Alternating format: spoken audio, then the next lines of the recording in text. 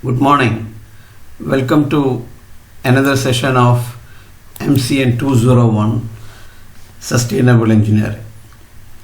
In the last session, we had seen climatic changes due to ozone layer depletion. In this session, we will be seeing carbon credits, carbon trading, and carbon footprint. So let us see a quote by Elliot Spitzer.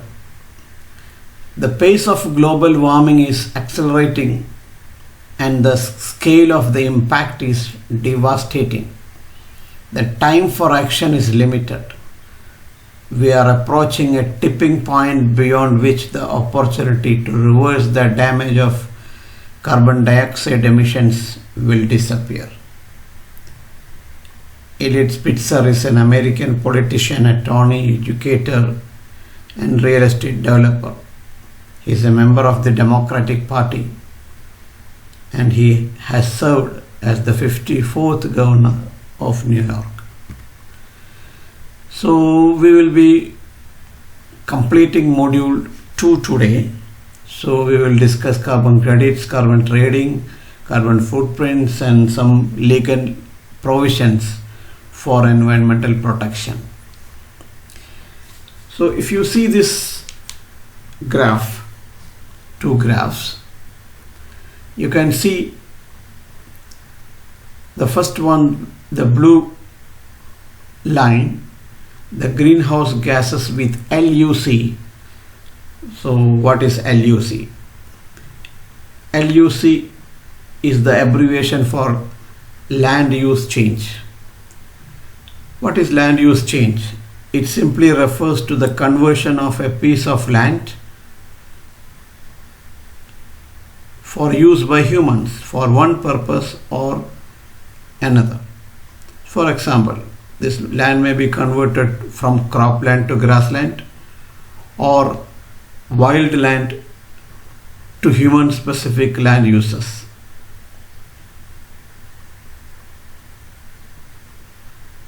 Certain types of land use change have well-known words like deforestation, afforestation, or rewilding. So basically, land use change means changing the structure of the land by human beings.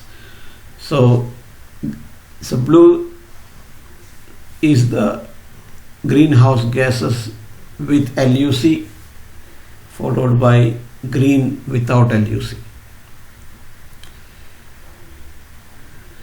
If you look at the second graph, you will understand that China tops in emissions with over 14 gigatons of carbon dioxide equivalent,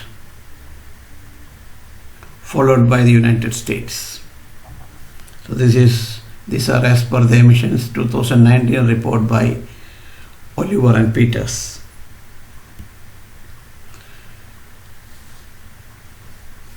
This is another graph showing each country's share. You can see China contributes almost 28% of carbon dioxide, followed by United States, and India stands somewhere in the third or fourth position. If you see here, the maximum carbon dioxide emission is from agriculture sector. From the energy sector. So producing the heat and electricity, 25%, followed by the agriculture sector. So this energy sector we have to do something with this energy sector, which will reduce the carbon dioxide emissions. What is carbon credit? It is a generic term for any tradable certificate or permit representing the right to emit 1 metric ton of carbon dioxide into the atmosphere. So 1 carbon credit is equal to 1 ton of carbon dioxide. The carbon credit calculation, each ton of dry tree weight biomass is equal to 1 ton of carbon. 1 ton of carbon produces 3.67 tons of carbon dioxide if biomass is burnt. 1 ton of carbon dioxide not released to atmosphere is equal to 1 carbon credit. And interestingly, you should note down, emitting 1 ton of methane is equal to emitting 23 tons of carbon dioxide, which is clear from this graph showing the global warming potential. So you can see this graph, and the second you can see CH4 is 23 times that of carbon dioxide. So emitting 1 ton of methane is equal to emitting 23 tons of carbon dioxide. Similarly, emitting 1 ton of SF6 is equivalent to emitting 22,200 tons of carbon dioxide. So CH4 SF6 is very dangerous gas, and we need to eliminate it completely. So this is the Kyoto's flexible mechanism, which can be divided into joint implementation, clean development mechanism, and international emission trading. So let us see carbon trading once again. We had seen it earlier. So it basically creates a potential market for reducing GHG emissions by giving a monetary value to emissions, in effect making emissions a tradable commodity.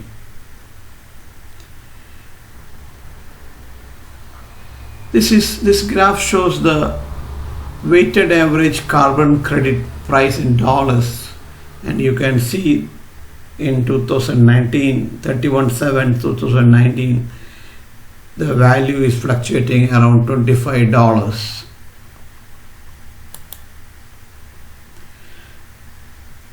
So how buying carbon credits can reduce emissions? We will see some examples here. Factory emissions 1 lakh tons per year, and let us say its permissible limit is only 80,000. So factory has to either reduce emissions or purchase carbon credits. So naturally the factory will invest in new machinery to reduce emissions. Another very clear example is given here. A company SRF emits 8 units of 10 units allowed. So then 2 units credit balance in pollution account. So SRF has a emission limit of 10 units, but it emits only 8 units. So 2 units, this company has credit balance in the pollution account. And another company which has a emission limit of 12 units emits 14. So it has 2 units debit balance in pollution account. So what MRL can do is either buy 2 credits from SRF or some other country, or reduce the emissions. So this is called the carbon trading. Now we will see some criticism. Kyoto mechanism is the only internationally agreed mechanism for regulating carbon credit activities, and its duration was between 2008 to 2012. So it is not valid right now. Now the role of India. India is expected to rake in $100 million annually in carbon credits trading. If you see the investments under CDM in India and the world, it is a comparison here. The total projects registered under CDM all around the world is 7,979, whereas in India alone it is 1,376. You can see other data also. We see here in this graph the sectorial emission reduction potential by 2030, and you can see the energy sector, there is a lot of reduction potential. So we have to concentrate on the energy sector and reduce the usage of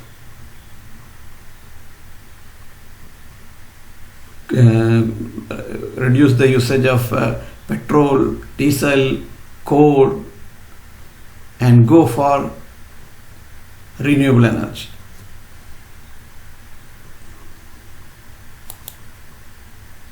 What is carbon footprint or CFP? It is the total set of greenhouse gas emissions caused directly and indirectly by an individual, organization, event or product. How we can calculate CFP? We can calculate an individual's or a nation's or an organization's CFP by using GHG's assessment, or it is commonly called carbon accounting. There are various methods for carbon accounting: life cycle assessment, material flow analysis, input-output analysis, multi-region input-output analysis, hybrid life cycle assessment. We will see just life cycle assessment. It's a technique to evaluate the environmental impact associated with the life of a product or service from cradle to grave. These are the steps of an LCA. So the various steps are: first identify the goals and scope definition, then go through the inventory analysis or data collection, then do the impact assessment. What is the impact of each and every inventory? Then finally the interpretation, then application. And application means the product development, product improvement, strategic planning, public policy making, marketing, communication, etc. Now let us understand what is carbon sequestration. Capture and storage of carbon dioxide and other GHGs that would otherwise be emitted to atmosphere is known as carbon sequestration. So basically, sequestration sucks up carbon from atmosphere and stores in sinks, reservoirs, and reduce the global warming. What are the different methods? The first method is the geological sequestration. So basically, carbon dioxide from anthropogenic sources are disposed into ground for a geologically significant period of time, either in coal beds or depleted resource areas like oil wells. Second is forest sequestration. It is basically terrestrial removal of atmospheric carbon dioxide through the biological process of plants and trees, or basically plant more trees. Then agricultural sequestration. This is basically modification of agricultural practices, as soil can act as an effective carbon sink. Carbon neutral. It refers to achieving net zero carbon emissions by balancing a measured amount of carbon released with an equivalent amount of sequestered offset, buying enough carbon credits to make up the difference. Two methods are there: fossil fuels replaced with renewable sources and carbon offsetting, paying others to remove or sequester. Now let us see what you can do, what I can do. So these are some of the tips. Switch off the lights, take the staircase, don't go for the lift. If the AC is on, shut the windows. Take shorter showers. Power down your laptops and other appliances when not in use. Unplug electronic devices not in use. Keep the room temperature moderate. Do full loads of laundry. Use fewer appliances or share appliances. And all your bulbs should be LED from now onwards. Now let us see some of the legal provisions for environmental protection. The Water Prevention and Control of Pollution Act 1974, the Air Prevention and Control of Pollution Act 1981, the Environmental Protection Act 1986, the Hazardous Waste Management Regulations 1998, the National Green Tribunal Act 2010. So what is the highlights of the Water Act 1974? So it is designed to assess pollution level and punish the polluters. So the central government and the state government have set up pollution control boards to monitor the water pollution. So the basically prevention and control of water pollution is achieved through a permit or consent administration procedure. The Air Act 1981, it states that industries, vehicles, power plant, etc. are not permitted to release particulate matter, lead, carbon monoxide, sulfur dioxide, nitrogen oxide, volatile organic compounds or other toxic substances beyond a prescribed level. That's why we need a pollution certificate to drive our vehicles now. But I don't really think we are just paying money to get those certificates, but whether they seriously look into it and control the vehicle, I am not sure. This act empowers the state government to designate air pollution areas and to prescribe the type of fuel to be used in these designated areas. One example is the Delhi. So Delhi public system is totally converted into CNGs now. And they are now thinking of converting private vehicles also to CNG. So this is a news article saying that banning all non-CNG vehicles is impractical.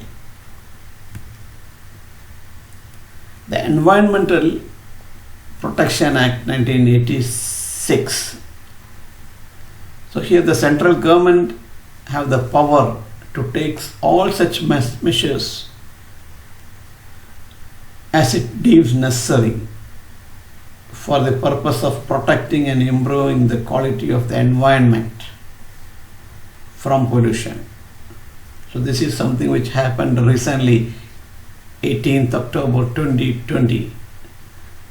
The Delhi civic body fined with rupees 1 crore for burning waste in the open. It's a crime.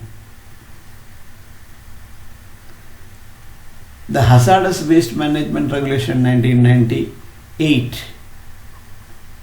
So it implements provisions related to asbestos waste, batteries and accumulators, PCBs, waste oils and hazardous waste. So the regulation prescribe use of best available technology, not entailing excessive cost. And finally, the National Green Tribunal Act 2010. So this bill established the Green Tribunal. It's a special court dealing with cases related to environmental protection and conservation of natural resources and forests. The bill was passed in 2010 and became the National Green Tribunal Act 2010. Before we wind up, see this picture.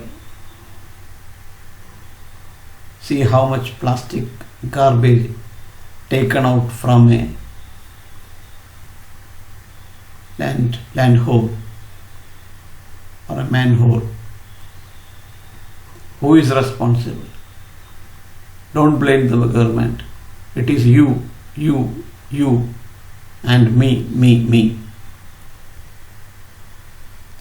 If you are interested to know more about the legal provisions for environmental protection or the constitutional provisions for environmental protection in India, read this article. Before we wind up, see this picture. Man wrapped the nature with plastic. Nature hit back by wrapping man in plastic. Very sorry to say.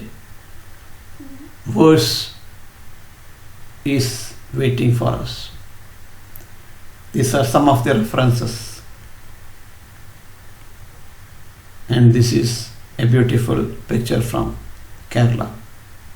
With this, I am Dr. Unnikrishnan PC signing off. Thank you. See you again with another session. Thank you.